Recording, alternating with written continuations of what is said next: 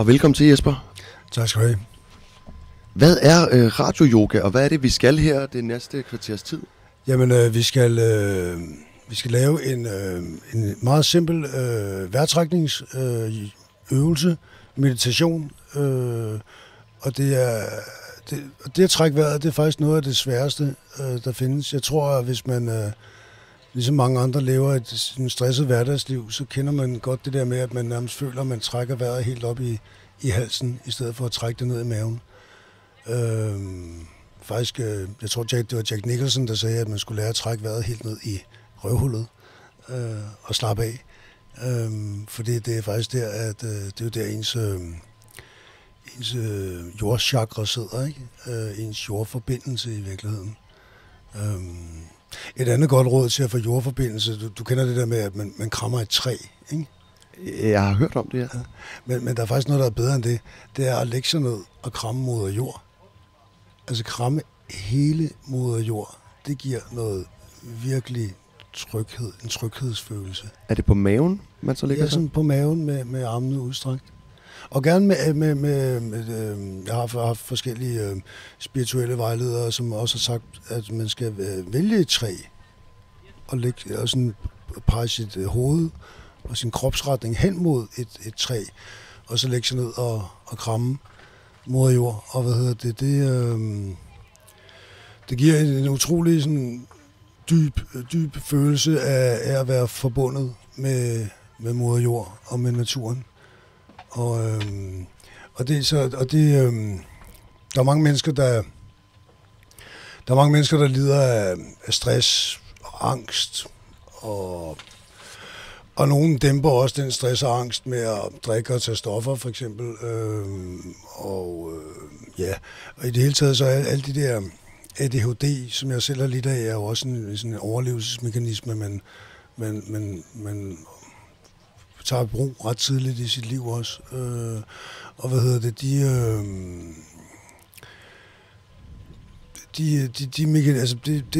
Jeg har haft nogle forskellige psykedeliske oplevelser med nogle shamaner her siden jul.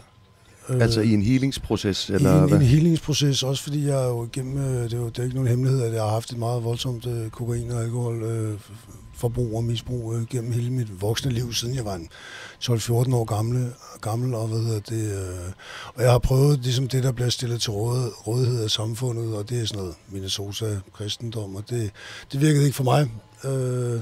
Det er faktisk ikke mit indtryk, det virker for særlig mange mennesker, men det er da i hvert fald godt. Det er da altid noget, at der er nogen, der prøver på noget. Men så er jeg kommet i kontakt med nogle shamaner, blandt andet en mexicansk shaman, hvor jeg røg noget, der hed Bufu. Det er frøgift, er det ikke det, eller hvad man kalder det? Det er et sekret fra en tudse, der lever i det nordlige Mexico og det sydlige USA. Og det sekret, det indeholder et stof, der hedder 5-MeO-DMT. Og DMT, det er et stof, der egentlig findes i alle levende væsener, og er et stof, vi selv udskiller fra vores pineal gland i meget høj grad, når vi bliver født, og når vi dør, og når vi drømmer. Og det er jo også, kan man sige, andre bevidsthedstilstande af drømme, for eksempel. Alle kender det at drømme. Det er jo, man oplever noget, men det er ikke den her virkelighed. Det der 5-MeO-DMT er det stærkeste DMT, man kender til. Der findes også NDMT, som er chaga. Altså barken fra et eller andet træ og noget te. Som også er noget, som jeg i hvert fald har stødt på i sådan mere rekreative sammenhænge, og som er meget visuelt. Men det her 5-MeO-DMT, der jeg prøvet at ryge det, man gør ligesom det, det bliver varmet op, og så puster man ud. Og så suger man langsomt ind, og i det øjeblik, og så holder du vejret, og i det øjeblik, du ikke kan holde vejret med at puste ud, så forsvinder dit ego. Det forsvinder dine sanser, dine følelser, dine tanker, og så bliver du et med alting. Hvordan kan du prøve at beskrive, hvordan det føles? Det føles virkelig som, altså, det er sådan en dyb spirituel oplevelse af at være et med alt. Altså at alting kommer fra the source, fra Gud, fra universet, den ene ting, som er alting. Det er det, jeg bedst kan lide at kalde det. Den ene ting, som er alting, og at vi alle sammen er en manifestation af den ene ting. Og det gør, at og da jeg prøvede det første gang, så fik jeg sådan virkelig en dyb, for det er også et voldsomt stof, eller sådan en voldsom oplevelse, så man skal huske at trække vejret, og man ligger sådan på ryggen med arme og ben spredt ud i sådan et åbent kropssprog, som man også kan gå tilbage til i meditation senere. Og der slog det mig virkelig, at min vejrtrækning, det var selve livet. Altså det danske ord åndedrag er jo et rigtig smukt ord, for det er ens ånd, der drager ind og ud af din fysiske krop. Så noget spirituelt, altså ikke så meget som dårlig ånde. Nej, men sådan. Og heller ikke så meget som ilt, men mere af din ånd, der drager ind og ud af kroppen, og det er det, din vejrtrækning er. Og så blev jeg virkelig slået af en kæmpe taknemmelig glæde, på samme tid med, at jeg følte en enorm sorg over at have forurenet mit åndedrag med cigaretter, og især med, kan man sige, med kokain og andre ting, jeg har sniffet, fordi det ødelægger jo ens næsevæg og vej ind gennem næsen, og så det blokerer ens åndedrag, så jeg blev også virkelig ked af det. Og næste dag havde vi sådan en oplevelse. Næste dag, der tog vi sådan nogle 2 forskellige psilocybinsvampe. En, der hed Golden Teacher, og en, der hed Penis Envy. Og og der gik jeg ud i vores drivhus, i mit sådan orangeri, jeg har bygget, og det var sådan om vinteren, så der hang sådan nogle døde tomatplanter i sådan nogle snore, og det hele var sådan, jeg har ikke fået tætnet taget heller, jeg har selv bygget det, ikke? Så der var sådan vådt og fugtigt og dødt og rådent, og så samtidig var jeg på de her svampe, så det var ikke kun mig, der trak vejret. Jeg kunne også se græsplænen trække vejret, jeg kunne se væggen trække vejret, jeg kunne se jernovnen trække vejret. Det der åndedrag, som ikke kun er mit åndedrag, men ligesom selve livets pendul, der svinger frem og tilbage, ind og ud, som det her åndedrag, ikke? I den her rytme. Og så tænkte jeg, hey, jeg kommer over til at visne og dø, ligesom de her planter, og ligesom det her skur, jeg har bygget, som nok heller ikke kommer til at holde for evigt. Og så tænkte jeg, det er faktisk okay, fordi mit åndedrag vil altid være der. Det altså, jeg er overbevist om, at jeg altid har været her, vi altid har været her, alting altid har været her, og altid vil være her, og faktisk også, at tid er en illusion, og at fordi anden gang jeg prøvede det, nogle måneder senere, der kunne jeg se ham, shamanens ansigt, da jeg ligesom kom ud af det der, så skiftede hans ansigt mellem 1000 forskellige variationer af det samme ansigt, som om, at det var hans 1000 liv, men i virkeligheden, så kunne jeg se dem på samme tid, fordi tid også måske netop er en illusion, og tid viser jo, altså klokken viser jo kun, hvor jorden er i forhold til solen. Det er jo ret lokalt, sådan på et intergalaktisk niveau, kan man sige, hvad klokken er, ikke? Og nat og dag og sådan nogle ting, ikke? Så jeg fik den der, men det der med åndedraget, så det er egentlig det, jeg gerne, det jeg godt kunne tænke mig at lave nu, det er, fordi senere, så jeg har også været nede hos en anden shaman fra Peru nede i Portugal, og han har faktisk en dansk højre hånd og lærling, som guidede mig gennem nogle vejrtrækningsmeditationer. Og der gik det også op for mig, at faktisk det at trække vejret er en master key. Altså ligesom, fordi man siger, det som Bufo gør, og svampene kan gøre også sammen, det er, at du kan ligesom du kan opnå det samme ved meditation. Det tager bare 25-30 år. Her tager det 10 sekunder, og det er færdigt efter en halv time. Så den dør er ligesom sparket ind, og det vil jeg kalde en systemnøgle. En hovednøgle? En hovednøgle, systemnøgle til universet, ikke? Men når man ligesom har åbnet den dør, så står den jo åben. Og den indsigt, jeg fik, handlede jo om min vejrtrækning. Så en anden nøgle, som man skal huske at bruge hver eneste dag, faktisk, det er at trække vejret. I sådan en meditation, det der på det der, det var sådan en plantemedicinsk retreat, og altså plantemedicin, så refererer man tit til psykedeliske plantemedicin, men der er masser af andet plantemedicin. Ham her shamanen, han er fra Amazonas i Peru, på grænsen op til Colombia, og der har de jo, altså alle ved jo, at Amazonas er jo sådan et overflødighedshorn af plantemedicin, og sikkert også ting, som vi ikke har opdaget endnu, hvilket også er en god grund til at for eksempel at lade være at tage kokain, fordi at de rydder jo regnskoven for at kunne dyrke kokain også, ikke?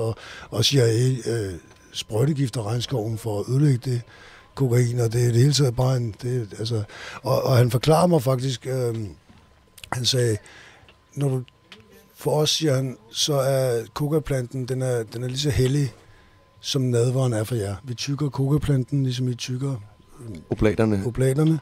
Og kokaplanten er bindeled mellem faren, som er solen, og moren, som er jorden. Så det er ligesom det bindeled der, ikke? Fordi kokain er jo ikke opfundet i Sydamerika. Det er ikke Pablo Escobar, der har opfundet kokain. Det er en eller anden skør videnskabsmand i Benelux-området i 1800 et eller andet, som tænkte, kan vi ikke gøre det her lidt bedre, ikke? Og det gjorde det faktisk værre, især fordi, at de, altså sådan rent spirituelt, så ser de det, og det er faktisk også det, der gør, at jeg kunne holde mig. Det er faktisk det, der gør, at jeg kunne holde mig fra kokain også, næsten 100% siden da. Fordi at han forklarer mig, at når vi tager de der kemikalier og ting, som man bruger til at lave kokainen, altså fra kokaplanten til kokainproduktet, så gør du kokaplantens ånd vred. Altså en af deres mest hellige planter gør den ånd, der er i kokaplanten, gør du vred. Og den trækker et spor af død fra bunden til kartellet, til smugleren, til gadebanden, til pusheren, til dig, til din familie, til alle der omkring en. Og så var jeg sådan, wow, det kan jeg sgu godt se. Jeg har lige lagt 2 venner i graven på den konto, og og der er sikkert flere på vej, og egentlig også mig selv potentielt, hvis det var, ikke? Så jeg tænkte, okay, det giver rigtig god mening. Så den forklaring, den ret spirituelle forklaring har egentlig givet rigtig god mening for mig, og jeg synes også, når jeg går derhjemme oppe i min have og dyrker tomater og majs og kartofler og hvad ellers dyrker, at det er ligesom den der, altså jeg er ret overbevist om, at det, der hedder animisme, som er sådan en naturfolks tro på, at alting har en ånd, både sten og dyr og træer og planter og dig og mig og mikrofonen i princippet også, og radiobølgerne også, lydbølgerne, som jo også svinger og går frem og tilbage. Det resonerer rigtig godt med mig sådan rent spirituelt, også efter at jeg havde den der Bufo-oplevelse og fuldt op af psilocybin. Og jeg vil netop også, og jeg vil også sige, at det skete jo i en ceremoniel sammenhæng med en shaman. Det er ikke noget, som man, altså jeg kan ikke anbefale folk at sådan makrodosere noget som helst for sig selv, alene i hvert fald. Og især ikke, hvis man ikke har prøvet det før. Jeg tror, at det er altid godt at have en sitter, altså en, der passer på en, mens man gør de der ting, ikke? Og det er jo netop det, shamanerne gør også. En shaman er jo ikke bare en, der ruller en yogamåtte ud og giver dig nogle svampe.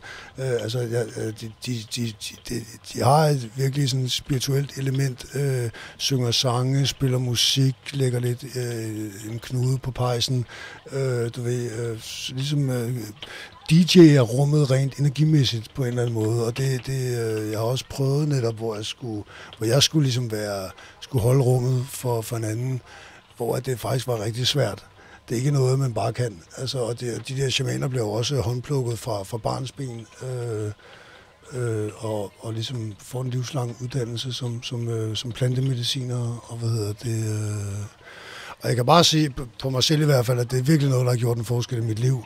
Det er noget, som har gjort et forskel i mange af mine venners liv. Altså, jeg har en ven, som drak en flaske vodka om dagen, og så begyndte han at mikrodosere svampe, og stoppede bare fra den ene dag til den anden. Wow. Og det er jo, altså alkohol er jo, altså alkohol er også et stof i gåseøjne, men det står egentlig bare dine hjerneceller og fedtvævet ihjel. Det er lidt ligesom at bare tage låget af hovedet og hælde afløbsrens ned i hovedet alkohol, ikke? Altså, det er et organisk opløsningsmiddel. Det er et organisk opløsningsmiddel, og alle folk som, du kan ikke tåle at drikke, men det kan du heller ikke, for det er der faktisk ikke nogen, der kan. Altså, det er jo ligesom det, der altså, så det er også det er meget sjovt, at faktisk at de stoffer, som er lovlige i Danmark, er de mest skadelige i virkeligheden. Og i den vestlige verden, inklusive råt kød og sukker, som jo også er stoffer et eller andet sted, og penge, som jo også er et stof, ikke? Altså, grådighed er jo også en besættelse på en eller anden måde, ikke? Jesper, vi skal også berøre det her sådan, som meditationsøjeblik. Og jeg synes egentlig, at den her historie om din rejse jeg har sat et meget godt afsæt for det. Ja. Men hvad er det, vi skal i det her? Sådan, altså, hvad er det for en øvelse, vi skal ud i? Fordi lige om lidt lukker jeg døren til campingvognen, og så vil vi kun høre regnen, der risler, og lidt blid musik i baggrunden. Men hvad er det, som lytteren også skal gøre sig klar? Hvordan skal de ligesom sætte rummet nu, det vil jeg for at være bedst muligt? Det vil jeg egentlig gerne forklare som en del af meditationen i virkeligheden. Ja. Ja, men der er meditation nu, Laura, så du kommer bare ind. Men du skal være med til meditationen. Jeg kommer ind først, skal